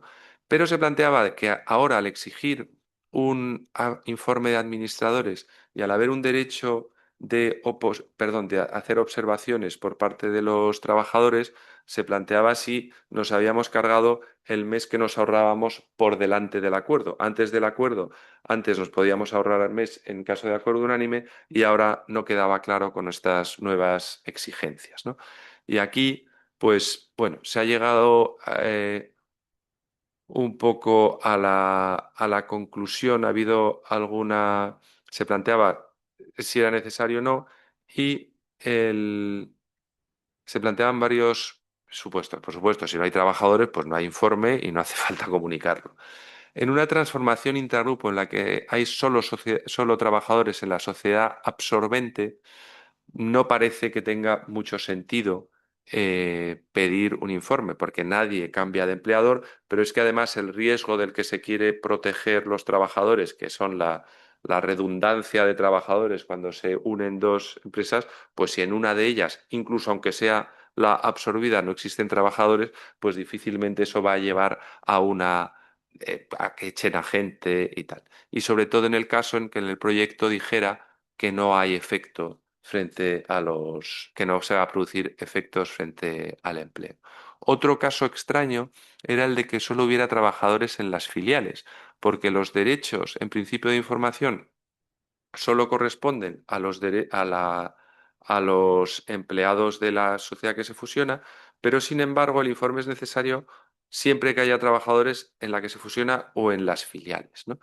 Y si no hay trabajadores más que en las filiales, pues la verdad es que, claro, eso se me planteó a mí la primera vez con de una sociedad holding española en la cual no había trabajadores y que era una pura holding, ¿no? De empresa realmente de tenencia de valores extranjeros. Los administradores de aquí no sabían, por supuesto, es que no sabían ni qué trabajadores había en las filiales, ni había manera de comunicarse con ellos, ¿no? Con lo cual, aunque es un punto un poco oscuro, parece que en este caso, como no hay a quién comunicárselo, porque tú solo tienes obligación de comunicarle a los trabajadores tuyos, no a los de las filiales, parece que no sería necesario, ¿vale? Finalmente, un caso especial era cuando, como hemos visto, se añade que hay acuerdo unánime y que además es una fusión íntegramente participada. Aquí el artículo 53 directamente dice que no hace falta informe de expertos ni de administradores, sin distinguir entre la parte de los socios y la parte de los trabajadores.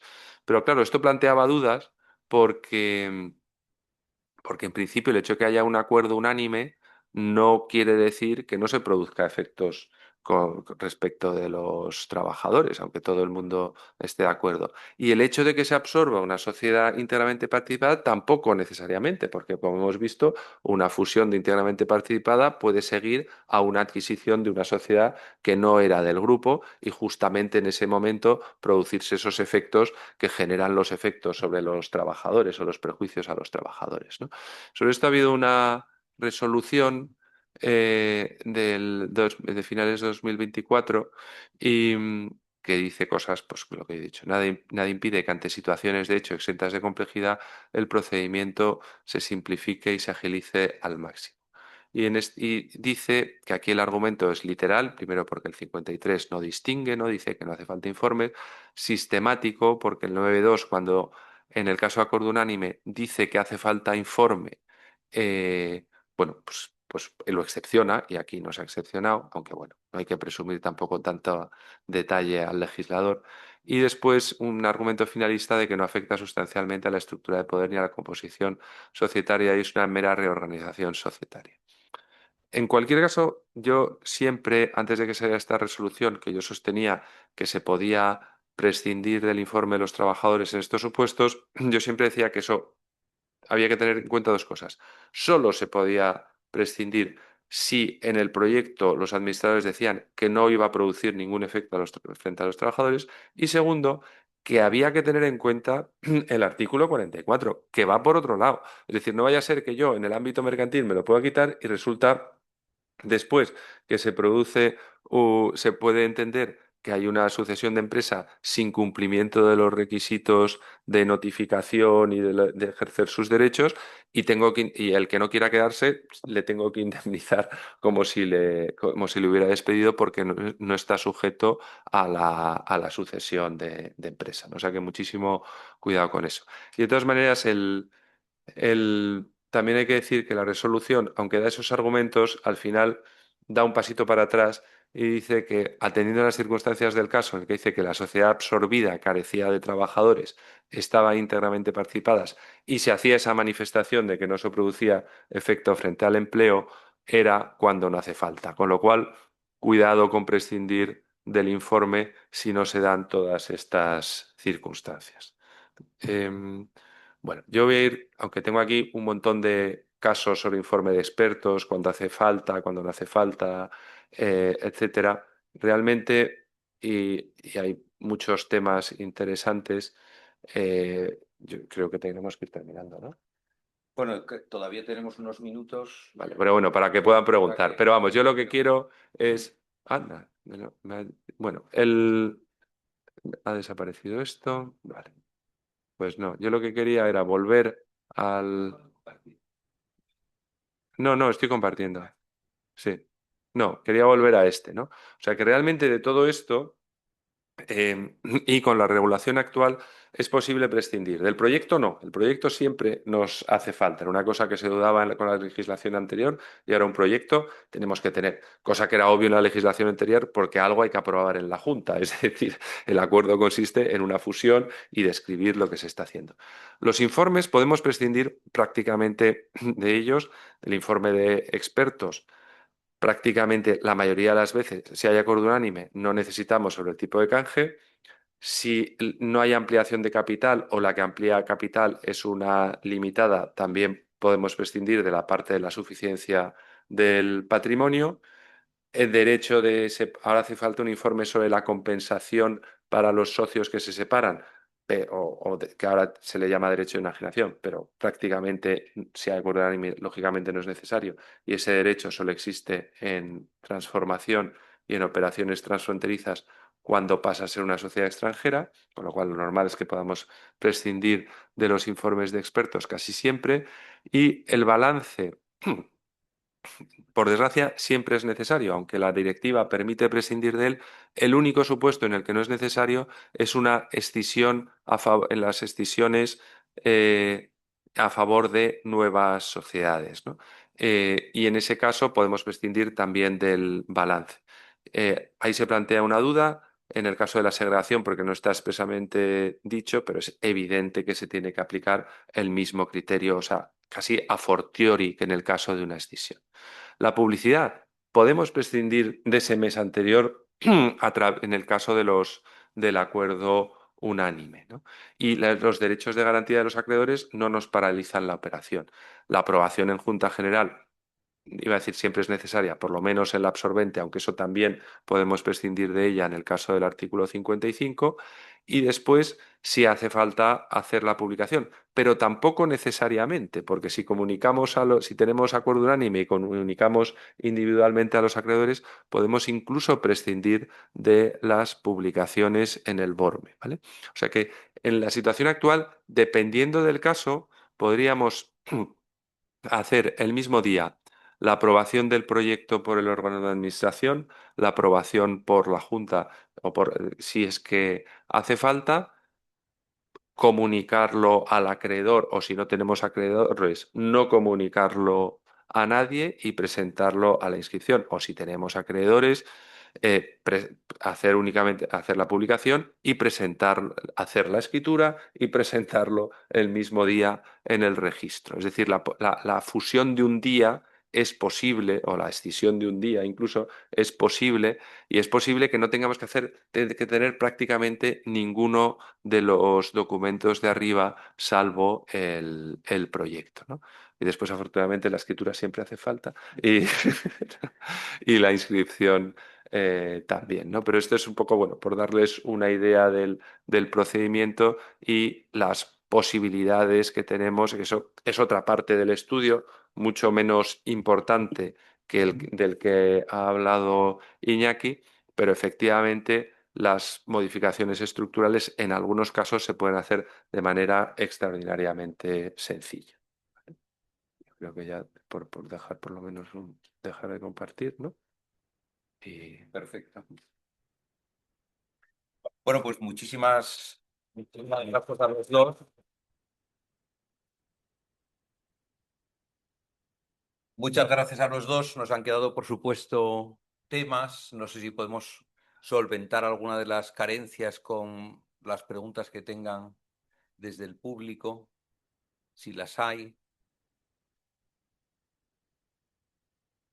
Ya sé que no es hora para hablar de este tema. Y no tenemos previsto habituallamiento para los asistentes. Puedes hacerla tú. Sí, hay una cuestión sobre la que os quería pedir opinión, y es que, como sabéis, yo creo que ha sido todavía la semana pasada cuando la prensa ha empezado a hacerse eco de la voluntad de la Comisión Europea de facilitar, bueno, de agilizar los trámites de fusión, que se decía que a España le iba, bueno, en particular de fusiones, pero se hablaba en general de modificaciones estructurales, eh, para facilitar la creación de grandes gigantes empresariales europeos, ¿no? Porque decía que esa era una de nuestras carencias y que el sistema que hoy tenemos, bueno, pues dificultaba, ¿no?, la existencia de estas empresas. Yo, desde luego, no creo que sea por un problema de derecho de modificaciones estructurales y que no tengamos esos gigantes europeos. Pero os parece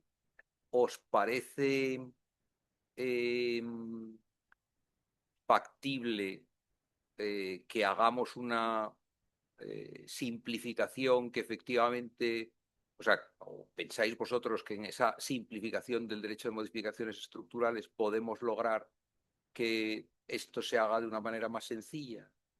Porque no sé hasta qué punto efectivamente es una cuestión de trámites y procedimientos. Es de que Segismundo nos... Claro, yo creo que cuando leo esas noticias, igual acabará en una modificación, en nuevos ajustes del régimen, pero se están refiriendo a la esencia, que no es el régimen de modificaciones estructurales. Es decir, estamos hablando de control de concentraciones. Vamos a ver, vamos a polemizar un poco. Vamos a polemizar un poco. Resulta que cuando una compañía como Ferrovial tiene que cotizar en Nueva York, resulta que el sistema de interconexión bursátil entre Madrid y Nueva York no funciona y hay que irse a Holanda. Eso es un defecto nuestro. Es decir, no hay un mercado único europeo, no se han armonizado los sistemas de interconexión bursátil. ¿Cómo ha sido posible que se haya producido esa operación? Yo lo digo sin ser un experto en interconexión bursátil ni precisamente en mercado de capitales. Entonces, ¿qué sentido tiene esto? ¿Por qué no ha habido una normativa europea que haya homogeneizado los sistemas de interconexión bursátil que impidan una propia competencia entre países miembros a la que desgraciadamente estamos tan acostumbrados en España entre comunidades autónomas, ¿no? Pero, es decir, entonces, yo creo que eso lo único que demuestra es que la normativa de telecomunicaciones es insatisfactoria a la hora de... Pero no está hablando de modificación estructural, está hablando que si Telefónica quiere comprar algo en Alemania, Pues resulta que cuando hablas con los expertos de telecomunicaciones es un carajal regulatorio. Resulta que si un banco quiere comprar otro banco, comprar, es decir, hacer una OPA o comprar un banco, no es un problema de modificaciones estructurales, es que hay normativa de control externo de sectores nacionales, todo lo que tenemos también en España, es decir, a eso se está refiriendo, con lo cual no se está refiriendo propiamente al sistema de modificaciones estructurales, está hablando del mercado único y de las trabas que existe en ese mercado único. Vale. Yo digo más, o sea, si realmente si quieren, yo creo que el problema es de mercado único, efectivamente, pero ya si nos metemos en la normativa de modificaciones estructurales, quien tiene que hacérselo mirar es la comunidad, la Unión, porque la directiva, que era para simplificar, de repente metió un control del abuso de la autoridad, que es un tema que afortunadamente, como he dicho, no ha planteado problemas de momento o graves problemas en España, porque hemos hecho bastantes operaciones transfronterizas y los registradores, creo que ha habido un caso en que ha considerado que podía haber algún indicio de abuso o fraude. Pero la realidad es que eso dentro de la normativa de modificaciones estructurales, aunque se ha adaptado yo creo que de una manera bastante razonable en nuestra legislación, ese es uno de los grandes problemas que hay. O sea, te crea una incertidumbre y hablando de Ferrovial, yo me pregunto, si no sé si se acuerdan de la operación de Ferrovial y que pusieron el grito en el cielo y salió algún ministro diciendo que les iban a mirar las cuentas y que no les iban a hacer una inspección y tal. Imagínense eso en una situación actual en la cual el registrador mercantil tiene que juzgar si eso supone abuso o fraude. O sea, imagínense la presión a la que puede estar sometido un registrador mercantil, que obviamente él no sabe ni de competencia, no de intereses nacionales, sino de algo de derecho mercantil, cuál es la situación, ¿no? O sea, que sí, yo creo que si quisieran eh, cambiar la ley de modificaciones estructurales, tenía que cambiar primero la directiva y quitar o reducir de alguna manera, dejar más claro que el abuso o fraude es algo totalmente excepcional o que está limitado a algunas cosas en concreto. Yo creo que nuestro, lo ha dicho sí, Iñaki también, o sea, el sistema, o sea, hacer una modificación estructural transfronteriza técnicamente es relativamente sencillo y desde el punto de vista temporal tampoco requiere un tiempo extraordinario. El problema es que tenemos unos estados que no quieren el mercado único en muchísimos aspectos y que lo que quieren es, como estamos viendo en otro caso también famoso, controlar las empresas españolas para poder mangonear allí de una u otra manera. Y lo mismo los franceses, o sea que no es una cosa específica nuestra, pero vamos, yo lo veo así, o sea que el problema desde luego no está en la normativa de modificaciones estructurales.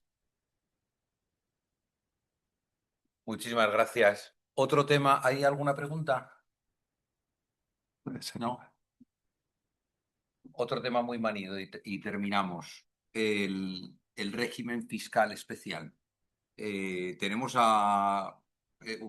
vamos, una denuncia del Estado español porque dicen que no estamos aplicando bien la normativa comunitaria del impacto que tiene en el impuesto de sociedades, sobre todo las operaciones de fusión.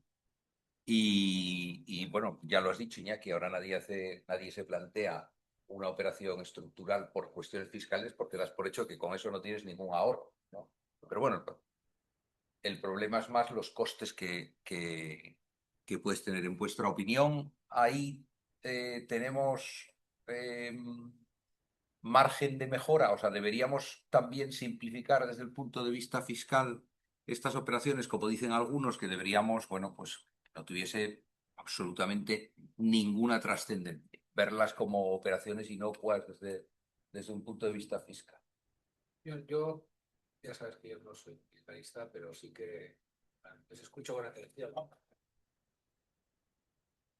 Les escucho con atención y yo creo que desde el punto de vista... Bueno, yo creo que un régimen fiscal que se llama neutralidad en España va a fracasar. Bueno, ya el nombre es malo. No es un chiste, es que verdaderamente nos cuesta ser neutrales en casi nada. Y a Hacienda le cuesta, pero bromas aparte, o sea, mi percepción como operador mercantil y no fiscalista es que la fiscalidad global las tasas mínimas, los grupos consolidados, es Mm. decir, cuando he dicho antes, bueno, me he enfrentado a algunas de estas cosas complejas, bueno, algo ha mejorado en cuanto al movimiento de los activos dentro de las sociedades, que no haya plusvalías y no tener que recurrir a expedientes de fusión o de escisión que había que hacer para coger la neutralidad, lo que eran puramente compraventas internas. Da la sensación cuando hablas con los fiscalistas que eso ha mejorado, ¿no?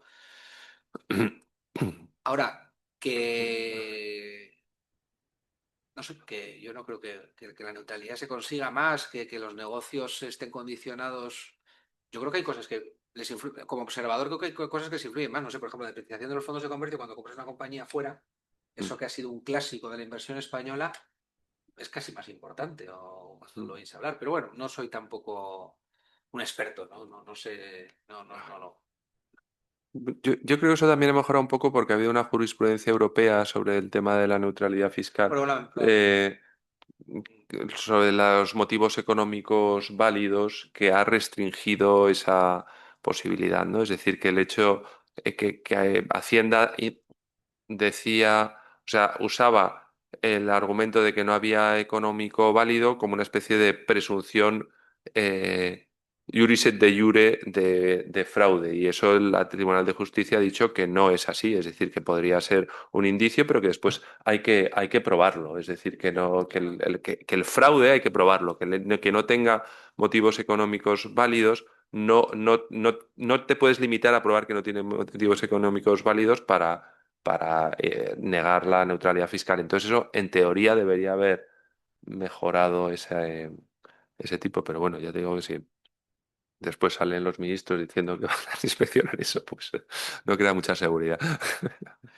No, y yo creo que sigue siendo una de las grandes incertidumbres, ¿no? Que, bueno, con tantas otras que Sí, se sobre están. todo en escisiones que se Sí. plantean. La gente le cuesta porque la norma no es exactamente igual, en fusiones es como más directa y comprensiva, y es verdad que las escisiones, pues efectivamente tienen más riesgos de todo tipo, o sea que hasta cierto punto. Bueno, pues nada más. Muchísimas gracias, Segismundo, Iñaki, por vuestra presencia y vuestra participación. Y muchas gracias a todos por estar aquí hoy. Con Gracias a eso. vosotros por Nada, acompañarnos. muchísimas gracias.